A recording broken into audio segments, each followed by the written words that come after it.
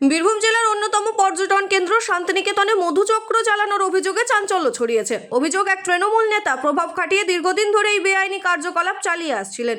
Police সূত্রে জানা যায়, গোপন খবরের ভিত্তিতে গতকাল সন্ধ্যায় শান্তিনিকেতন থানার পুলিশ অভিযান চালায়। অভিযানে একটি হোমস্টে থেকে 8 জন যুবতীকে আটক করা হয়। পাশাপাশি মধুচক্র চালানোর সঙ্গে যুক্ত তৃণমূল নেতা ঘনিষ্ঠ 4 জনকে গ্রেপ্তার করা হয়েছে। তবে অভিযুক্ত তৃণমূল নেতার ভূমিকা নিয়ে তদন্ত চলছে। গোটা ঘটনার তদন্ত শুরু করেছে শান্তিনিকেতন থানার পুলিশ। আজ ধৃতদের বোলপুর মহকুমা আদালতে তোলা হবে। এই ঘটনায় এলাকায় তীব্র চাঞ্চল্য তৈরি হয়েছে।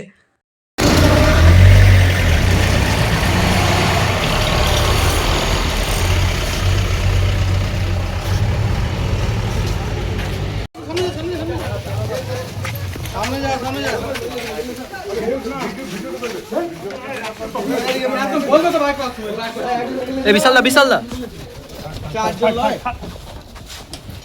একজন বসা হবে না